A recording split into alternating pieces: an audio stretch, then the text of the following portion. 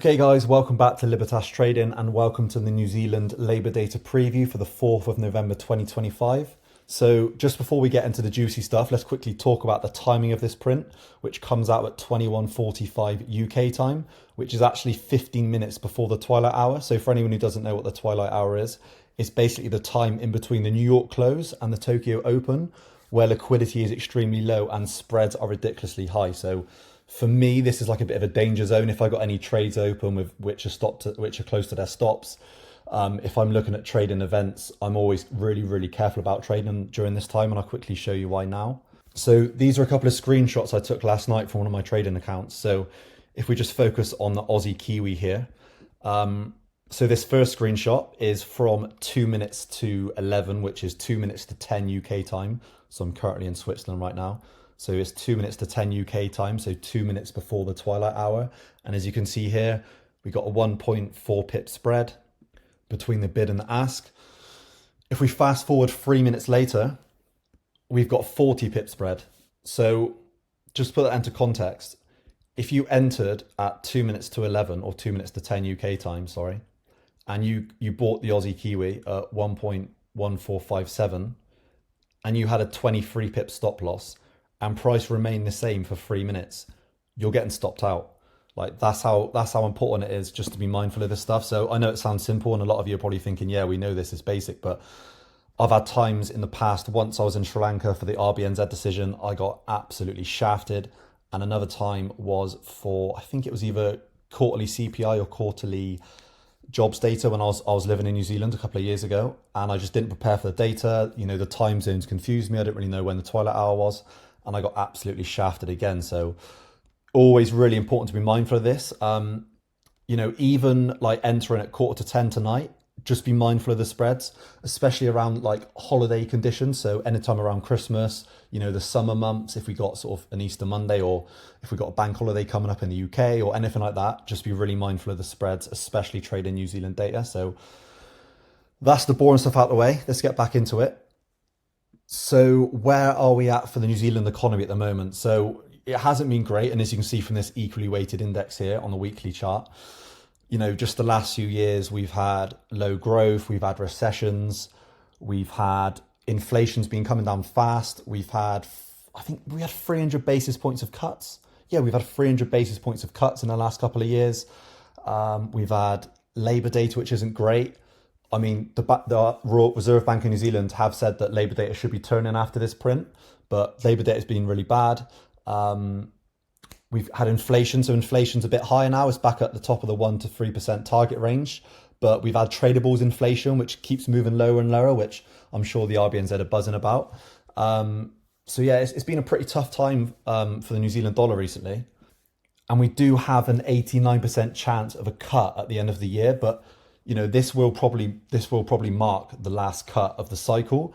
I think there's another 15 basis points priced in for the rest of next year, but you know, we're probably at the bottom of the rate cut cycle now. So maybe controversial opinion, you know, looking at how far the Kiwi's gone down, but in my opinion, I would rather buy the Kiwi at the moment, especially on medium term trades. I'm actually short the Aussie Kiwi at the moment.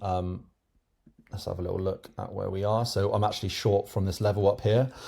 I just think it's moved so far in such a short amount of time, and especially with the Aussie, we've had so much good news priced in. We've had last week's hot inflation, we've had US-China truces, we've had a hawkish RBA last night, and it just seems like I feel like the pair's going to come down from here. So I'm actually short this. So maybe I've got a bit of a bias towards New Zealand dollar longs, but even though I'm not trading a medium term trade on the back of this print, if I was, I would be looking at Aussie Kiwi shorts and I would be looking at Kiwi upside. I just think so much bad news is priced in. And I feel like with an 89% chance for cut priced in, if we get bad data, yeah, that might go up to 100% and we might get a bit more priced in for the next meeting. But I just feel that if this 89% chance goes more to a 60 or 70 after a really hot print, you know, that would make the next meeting live. And I think that could spook a couple of Kiwi sellers to sort of taking some profits up here and, you know, maybe getting out and waiting to see what happens. So for me personally, I'd be looking to buy the Kiwi at the moment. So let's just have a look at the trade plan for today. So just looking at what numbers we're looking for. So for the unemployment rate, of course, we're looking for a higher number for a dovish and a lower number for a hawkish, because the lower unemployment rate is better and a higher unemployment rate is worse for the economy. So for a dovish reaction on the unemployment rate, I'll be looking at 5.4% or higher, which would be the highest since Q3 of 2015, which would be massive. It's also above the max expectations and just above the consensus. So again, it wouldn't be a massive beat, but it would be the highest in 10 years, which you can imagine Twitter going crazy about that one. For a hawkish reaction, I'd be looking at 5.1% or lower, which is below the prior. It's back at Q1 levels and it's below the RBNZ Q4 forecast of 5.2%, which could be quite nice. Now for job growth, I'll be looking at minus 0.1% or lower, which is below the minimum and would be the fourth negative job growth out of the last 5 quarters. So yeah, it's just not been great for the Kiwi recently. And then for a hawkish reaction, I'd be looking at 0.4% or higher, which is above the maximum expectation. It's also the highest print since Q2 2024, which would be really nice. So for a participation rate, I'd be looking at 70.3% or lower, which is below the minimum and also the lowest since Q4 2020. And then on a hawkish reaction, I'd be looking at 70.7 or higher, which is in line with the max expectation. And it's also the first rise in the participation rate since Q2 of 2024, which would be quite impressive. And then for the labor cost, simply looking for on the quarter on quarter, I'm simply looking for just below the minimum or just above the maximum. And then on the labor cost for the year on year, I'll be looking at 1.9%. which is or lower, which is below the minimum expectation of 2%. It's also on a one handle, which could be quite interesting. And it would be the lowest print since Q1 of 2021. And then for a hawkish reaction, I'd be looking at 2.3% or higher, which is above the max and would be the first rise in labor cost since Q1 of 2023. Now for medium-term plays, as I said, I won't be trading any medium-term plays on the back of this. I am, of course, holding an Aussie dollar short, just to be clear, but if I were to trade a dovish print, I'd be looking at New Zealand dollar, US dollar shorts. So the US dollar is still finding some strength from the last week's more hawkish than expected FOMC, where Jay Powell pushed back on rate cut expectations and signaled December to be a live event. We've had some risk-off sentiment in markets at the moment, which should support more downside on the pair. And the dollar is currently the strongest on the day. So we're trading with momentum here. Of course, the risks are US data, which we've got ADP, we've got ISM services tomorrow.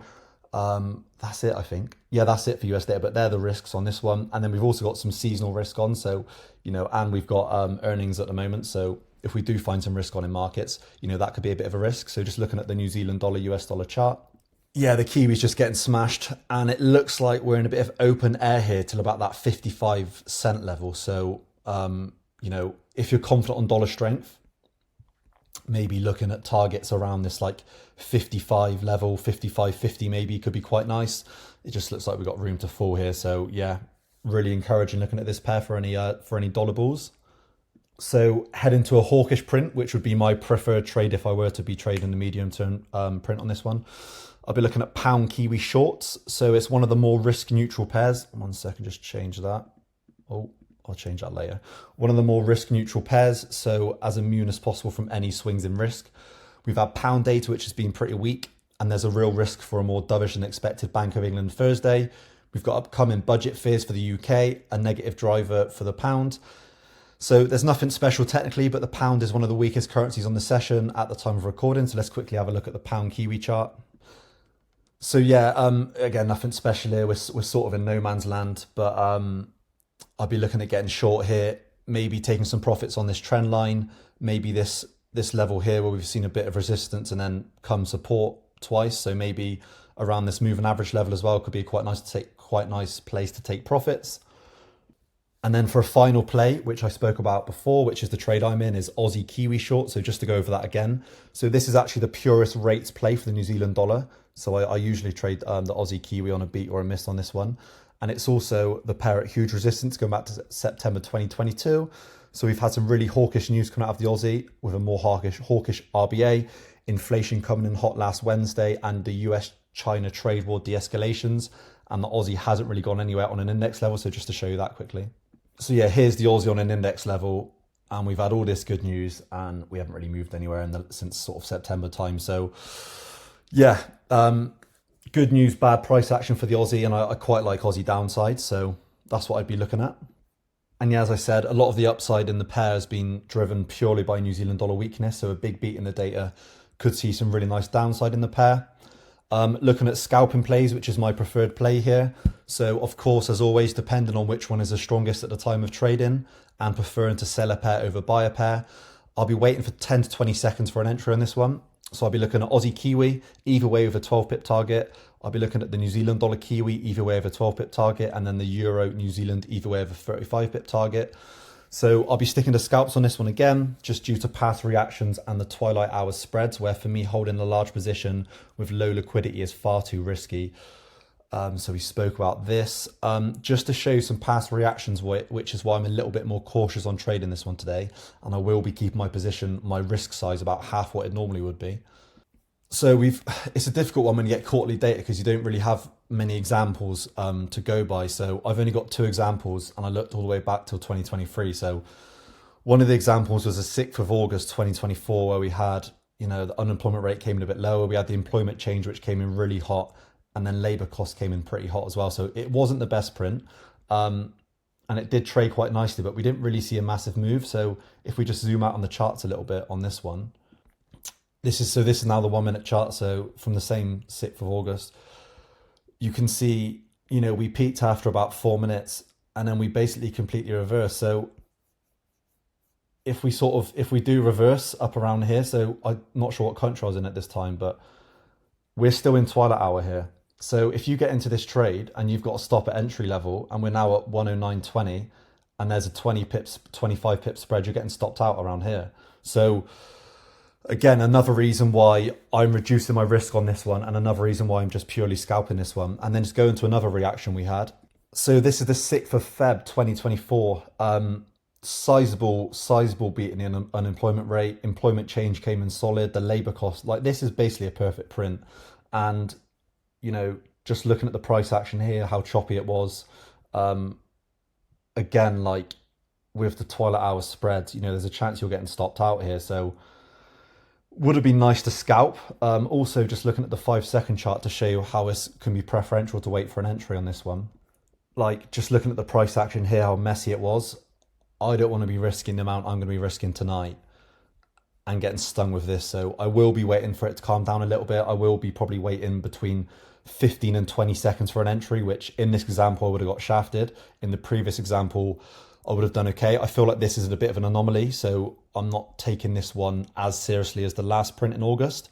But yeah, just the reason to be mindful of trading this one. This isn't one where you're going to bet your house on it. Just be a little bit more cautious on this one. And then just quickly before we finish up, I've had a question on this one. So, people are asking if we need to look for all of the dovish reactions to come in or all of the hawkish reactions. Now, this is really down to your discretion. So, these are just guidelines. You don't want to, let's say, for example, all of this comes in how we want it, but then the labor cost comes in at 0.5%. I'm still going to take the trade. Again, you want to find one of these prints on aggregate or these prints on aggregate for a trade. So it's not about waiting for every single one to come in. My typos today are so bad. Sorry about that. It's not waiting for every single one to come in above this, but it's waiting for a one on aggregate. So for today, the unemployment rate is going to be really important, and this job growth is going to be really important as well. So these will be the 2 figures that I give the most weighting to. But yeah, we're basically looking for all red or all green. If we get one that comes in flat or one that comes in a tiny bit higher, it's not the end of the world and still worth a trade. But again, we're just looking for these numbers on aggregate. So anyway, that's it for the preview. Sorry, it's a bit of a long one. Good luck, and any questions, feel free to send me a DM on Substack and I'll answer them before tonight's print.